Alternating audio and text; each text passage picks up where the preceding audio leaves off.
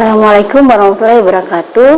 Selamat pagi. Perkenalkan, saya Dr. Yuni Darti, spesialis gizi klinik di Rumah Sakit Gunung Jati, Kota Cirebon. Saya adalah salah satu penyintas COVID-19 dan saat itu saya terkonfirmasi positif pada tanggal 20 Agustus tahun 2020. Mula-mulanya saya terinkonfirmasi itu justru bukan dari pasien di rumah sakit, tapi dari salah satu teman sejawat saya yang terkonfirm. Jadi saat itu memang kondisinya memang di bulan Agustus itu angka kejadian COVID juga sedang naik dan meningkat ya di Kota Cirebon. Jadi memang saat itu kami dan saya berempat, terutama dengan teman-teman saya yang waktu itu berbarengan, itu positif semuanya. Pada saat saya terkonfirmasi, yang menjadi pikiran saya yang sangat berat adalah anak-anak. Karena saya saat itu memiliki anak kecil yang balita di bawah umur 3 tahun. Dan 2 anak saya sih, kalau yang 2 sudah cukup dewasa dan cukup mengerti. Nah, di situ saya sangat takut karena penyakit ini adalah penyakit yang kita tidak bisa prediksi seperti apa dan belum ada laporan kasusnya pada anak-anak. Jadi saya minim sekali pengetahuan mengenai COVID-19 yang menginfeksi anak-anak, sehingga timbul rasa takut yang cukup membuat saya terganggu gitu dengan kegiatan dan sangat khawatir dengan anak-anak. Dan tindakan yang pertama adalah saya mengamankan anak-anak saya seperti itu. Untuk awalnya saya memang karena yang duluan ketahuan adalah saya, hasil positifnya, anak saya sempat pisah dulu dari saya selama berapa hari, selama 3 hari karena proses swab dan lain-lain. Nah, di situ saya merasa sebagai seorang ibu ya, karena kedekatan seorang ibu dengan anak yang masih kecil ya, anak-anak terpisah dan anak-anak juga kaget, ini kenapa mama saya, kenapa saya harus berpisah dengan ibu saya kayak gitu. Dan memang saat itu saya merasa sebagai seorang ibu ya, saya sangat sedih gitu ya, memikirkan anak-anak yang terbiasa dengan kita, yang biasa ada selalu dalam pengawasan, harus jauh dari kita. Nah, itu yang membuat saya sangat merasa sangat down waktu itu ya, karena memang anak saya terpisah. Tapi setelah hasil positif swab itu anak saya adalah positif, jadi saya bisa bersama-sama dengan anak-anak, dan anak saya yang kecil selalu dalam pengawasan saya. Memang betul-betul diawasi, dan saat itu sih akhirnya saya cukup tenang karena memang posisi anak saya sudah bareng-bareng isolasi mandiri bersama saya gitu. Kalau untuk dalam proses isolasi, alhamdulillah kita melakukan, saya lebih banyak waktu untuk belajar sama anak-anak ya. Anak saya yang misalkan menonton TV, kita mengajari dia, jadi lebih banyak waktu untuk membimbing anak saya yang masih balita, dan dia juga ya bersama-sama kita berjemur bareng, kemudian olahraga bareng, jadi menciptakan suasana. Dan alhamdulillah setelah bersama-sama dengan anak sih, alhamdulillahnya itu kita benar-benar kondisinya jadi nyaman kayak gitu. Jadi ada aja kegiatan yang kami lakukan sehingga rasa jenuh itu juga bisa hilang seperti itu. Ya, kalau untuk stigma memang ada beberapa, dimana kalau kita sedang dalam kondisi seperti itu pasti ada yang support, atau ada juga yang memang stigma yang buruk terhadap kita. Tapi ya semua dilewati aja, karena tetap saja saya tetap berpikir positif bahwa penyakit ini bisa mengenai siapa saja gitu. Jadi kita tidak perlu terlalu peduli dengan stigma buruk dari orang lain seperti itu. Saya ingin mengatakan kepada masyarakat bahwa pertama yang harus diketahui, penyakit COVID-19 adalah sebuah penyakit infeksi virus. Jadi dia dapat mengenai siapa saja, mau mulai dari golongan dari pejabat sampai ke orang biasa itu bisa terkena, tergantung pada daya tahan tubuh seseorang. Kemudian COVID-19 ini bukan penyakit kutukan. Nah, dan dia tidak menular dengan gampang. Jadi tolong Pak, kalau misalkan ada orang yang terkena penyakit COVID, support dengan baik. Karena support itulah yang akan meningkatkan imunitas tubuh seseorang, di mana dia akan diterima. Apabila dijauhi, apabila ditolak oleh masyarakat, mereka akan merasa lebih down, sehingga penyembuhan juga semakin akan lama seperti itu. Jadi kita harus memberikan support yang luar biasa. Tentunya dengan kita juga harus waspada untuk melindungi diri. Untuk semua nakes di seluruh Indonesia dan di seluruh dunia yang saat ini menghadapi COVID-19, tetap harus kuat, tetap harus waspada, melindungi diri sendiri, melakukan 3M dengan sebaik-baiknya, kemudian harus tetap jaga kesehatan. Bahwa menjadi seorang nakes dan seorang ibu itu adalah amanah yang luar biasa, dan kita harus bisa melindungi diri sendiri dan melindungi keluarga serta pasien kita untuk memberikan layanan yang terbaik kepada masyarakat. Itu untuk dan kita juga jangan ragu untuk mengukur dan mengetahui kemampuan kita dalam menghadapi penyakit ini.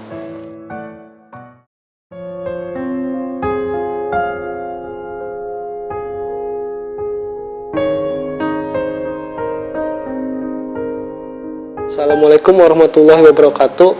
Perkenalkan, nama saya Yulian Teguh Setiawan.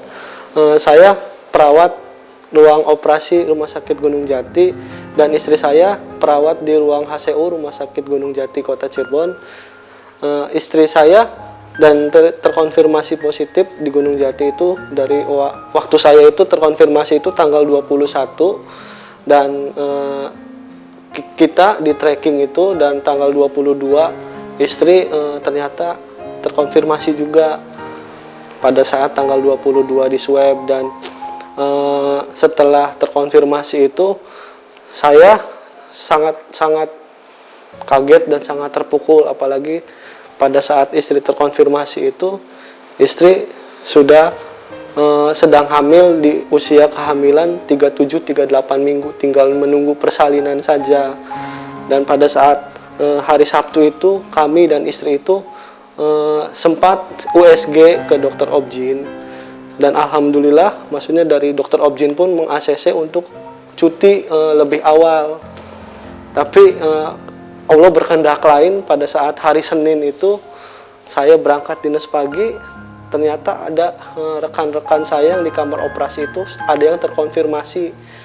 Lalu dengan sangat kaget, maksudnya saya terkonfirmasi, saya pulang ke rumah, ternyata saya menularkan virus ke istri saya. Pada saat itu istri posisi sudah cuti hamil, dan pada saat sudah istri terkonfirmasi itu, istri lalu ditawarkan untuk isolasi mandiri, tapi untuk di hotel atau di rumah sakit.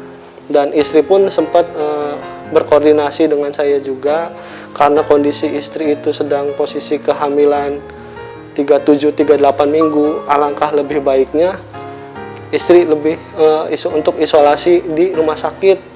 Dan alhamdulillah pihak rumah sakit pun memfasilitasi untuk istri isolasi di ruang teratai.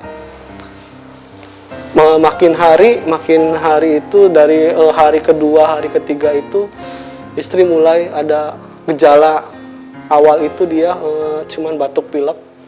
Selanjutnya di hari ketiga itu demam sampai 40, dan yang sangat saya khawatirkan itu bayi dalam kandungannya itu DJJ-nya sudah sampai mau ke 200 DJJ-nya. Dan ya dokter pun menyarankan almarhum untuk melakukan tindakan SC. Dan tindakan SC itu dilakukan pada hari Jumat jam 13 habis sholat Jumat. Alhamdulillah tindakan SC pun berhasil, dan istri pun pada saat setelah tindakan SC itu kondisinya mulai membaik, saturasinya itu sudah mulai naik. Cuman di hari Minggu istri kondisinya, saturasinya sudah mulai menurun, naik turun. dan pihak dokter dari rumah sakit pun menyarankan istri untuk dirujuk ke rumah sakit Hasan Sadikin Bandung. Cuman karena kondisi rumah sakitnya penuh, akhirnya pihak rumah sakit dan manajemen berusaha agar istri bisa dirujuk di rumah sakit yang lebih besar. Pada saat itu istri disarankan lagi untuk dirujuk ke rumah sakit Fatmawati Jakarta. Cuman ya pas tinggal berangkatnya aja itu kondisi istri masih kurang kurang stabil. Jadi saya sebagai suami ya lebih mengambil keputusan kalau kondisinya kurang stabil, saya menyarankan nanti saja nunggu kondisinya stabil. Dan hari Senin itu tidak jadi berangkat ke rumah sakit Fatmawati. Nah terus hari Selasa pagi itu istri dipindahkan ke ruang isolasi flu burung Rumah Sakit Gunung Jati dengan kondisi yang keadaannya makin menurun. Dan hari Rabu itu dokter menyarankan untuk dilakukan intubasi. Dan akhirnya jam 4 sore itu istri diintubasi. Lalu jam 1 malam hari Rabu itu istri dirujuk ke Rumah Sakit Fatmawati Jakarta. Dan teman-teman di ruang isolasi itu, saya maksudnya teman-teman di isolasi dan dokter-dokter sangat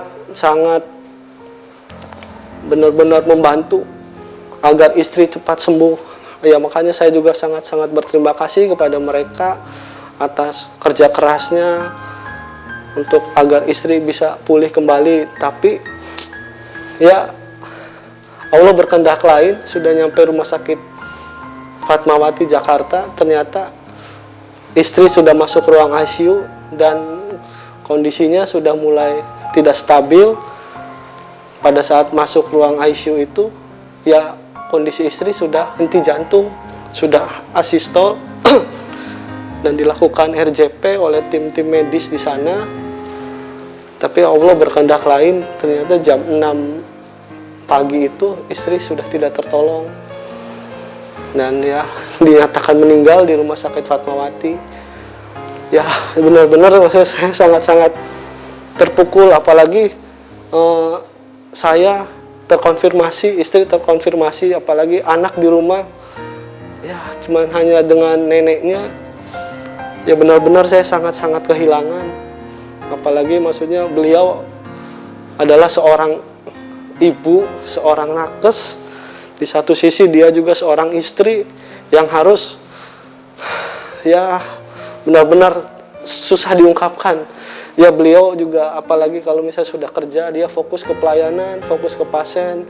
Dan kalau di rumah dia menjalankan tugas seorang ibu, seorang istri. Peran ibu bagi saya ya sangat luar biasa dan tidak bisa tergantikan oleh siapapun. Ya saya alami dan saya rasakan sendiri, ternyata ya ibu itu sangat luar biasa. Ya saya pun sempat kewalahan, maksudnya menjalankan, maksudnya berperan dari ayah sekaligus seorang ibu buat anak-anak. Ternyata peran ibu sangat luar biasa. Ayah sangat sayang sama Enda hebat, Enda luar biasa. Enda adalah seorang ibu yang tak tergantikan. Apalagi sekarang ya anak-anak ya masih butuh seorang ibu pendamping untuk ya menemani. Ya kemarin ibu masih bisa atau mama masih bisa nganter kakak sekolah, sekarang ya tidak. Bismillah lah, semoga kakak kuat menjalani ini. Insya Allah ya ayah juga bisa menggantikan ibu, ya walaupun tidak maksimal seperti mama kalian.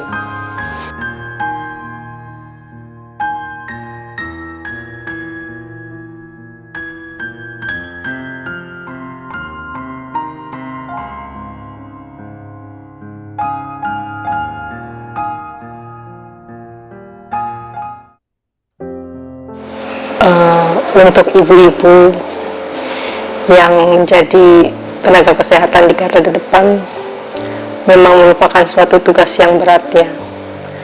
Di saat dia harus menjaga, mengurus orang lain, tapi juga harus menjaga keluarganya. Memang kita di masa pandemi ini sepertinya butuh tenaga ekstra sebagai ibu juga. Di garda depan tentunya pemakaian APD di tempat kerja itu jangan lupa. Kemudian bagaimana cara melepas APD, juga kedisiplinan dalam melaksanakan protokol kesehatan, yaitu dengan selalu memakai APD, menjaga jarak dengan pasien memang tidak mungkin, tapi ya itulah tadi, APD harus digunakan dengan disiplin, termasuk saat melepas APD juga hati-hati.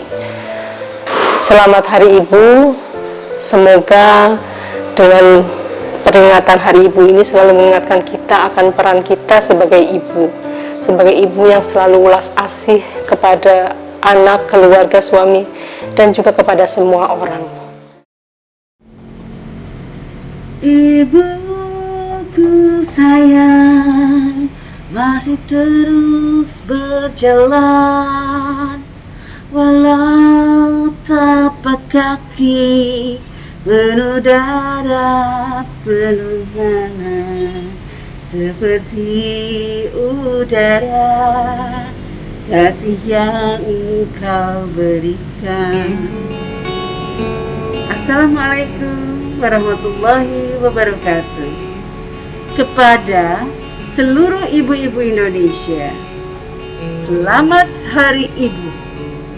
Semoga Allah Subhanahu wa Ta'ala meningkatkan kesehatan kita, kekuatan kita dalam rangka menjalani masa pandemi ini. Kepada seluruh ibu-ibu yang sedang berbaring sakit, berjuang melawan penyakit, bahkan ada sebagian ibu-ibu yang sedang berbaring melawan ganasnya COVID. Kepada kalian, seluruh ibu-ibu nakes yang tetap berjuang di masa pandemi ini, mengesampingkan semua resiko, dihadapi dengan segala persiapan, tetap berjuang memberikan pelayanan. Ibu-ibu sekalian, kita semua saat ini sedang menghadapi masa-masa yang sangat sulit. Namun, janganlah berhenti untuk tetap tegar berusaha. Kita yang akan memberikan support kepada anak-anak kita, walaupun tugas-tugas kita akan bertambah dengan segala macam konsekuensi dari pandemi ini. Kami di sini, di Rumah Sakit Gunung Jati Kota Cirebon, sangat menghargai dan sangat membanggakan jasa para ibu-ibu sekalian di Indonesia. Semoga Allah Subhanahu wa Ta'ala memberikan kita semua kemudahan dan segera melenyapkan pandemi yang sedang berlangsung ini. Demikian ibu-ibu sekalian, billahi taufiq wal hidayah. Wassalamualaikum warahmatullahi wabarakatuh. Selamat Hari Ibu kepada seluruh ibu di seluruh Indonesia, dan terutama kepada ibu-ibu yang berperan sebagai seorang nakes yang bekerja menjadi pejuang di garda depan, sekalian pejuang untuk anak-anaknya. Tetap semangat, insya Allah ridho Allah akan selalu melindungi, dan kita dengan niat yang baik kita juga bisa mendapatkan kebaikan di dunia dan akhirat. Amin ya rabbal alamin. Selamat Hari Ibu, semoga pandemi cepat berlalu dan kita bisa berkumpul bersama anak dan berkumpul bersama keluarga besar. Tetap jadi ibu yang terbaik, jadi ibu yang luar biasa buat anak-anak.